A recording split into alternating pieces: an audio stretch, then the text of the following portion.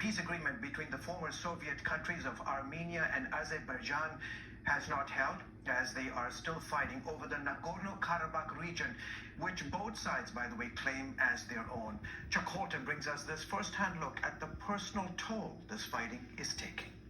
If you want to know what a war crime looks like, this is it. This is an Azeri missile that landed on this hospital just today. This wing of the hospital was just about ready to open, and it's not near any military targets, so it's not like it was an accident. It is very clear the military of Azerbaijan is targeting civilian infrastructure. Both sides accuse the other of atrocities in this conflict, but only Azerbaijan is trying to take land it doesn't control. The Armenians, on the other hand, see this as an existential threat. They won't occupy our territory and clean this territory from Armenians. More than 99% of the people that live in this region are ethnic Armenians, and they make up one of the oldest Christian communities in the world. We are here. That's our historical land. We want to live here, and we want to have our rights. We want to know our history. We want to have open churches. We want to pray. I'm in the capital of the Nagorno-Karabakh region of Armenia, called Artsakh, or this is the city of Stepanakert. Behind me you can see the effects of the Azeri bombardment that has been hitting this city since September 27th. Of the 150,000 people who live in this area, most of them have already had to flee, but there are still tens of thousands of people that are staying here, sleeping in their cellars, in their basements, and listening to the daily barrage of random artillery that's falling on this city. On September 27, when we woke up, we heard the loud sounds of explosions. We saw the bursts, the smoke. We understood what's going on, and my dad told us to take all of our things and to go to his shops underground cellar. Meanwhile, President Erdogan of Turkey has sent military assets to help Azerbaijan as this conflict has become a power struggle between regional superpowers.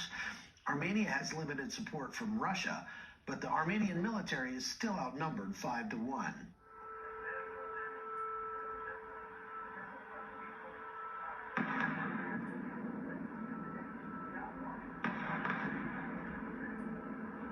It's just after noon, and the air raid siren is going off in the distance. There have been just random artillery shells falling sort of all around this hotel. One just landed about a quarter mile that direction, and another one just a minute ago landed right over this way. But this is what the people of Stepanakert are having to deal with literally every day without warning. So you could be walking down the street, and if one of those shells lands anywhere near you, it's game over. And as the violence continues to intensify, Armenians are vowing to fight to the bitter end and are putting their faith in God. From the Republic of Artsakh, I'm Chuck Holton for CBN News. Thank you, Chuck. Gordon, by the way, Amnesty International reporting yesterday that the Armenians used cluster munitions.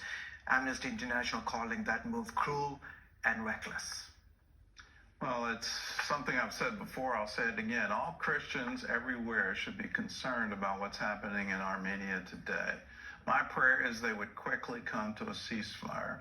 But also, we need to recognize the area in dispute here is ethnically Armenian.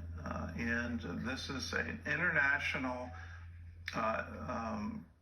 a right that you have the right of self-determination. You go back to our history, Woodrow Wilson, back at the League of Nations, created this concept in international law that people have the right of self-determination. So if you're ethnically Armenian, you have the right to be known as Armenian. There shouldn't be a conflict over this.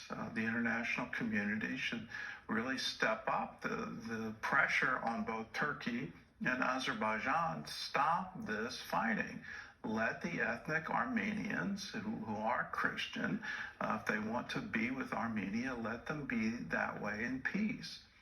Let's also be aware of what's happening in Turkey, where Erdogan is actively trying to increase Turkey's influence. He wants to restore the Ottoman Empire.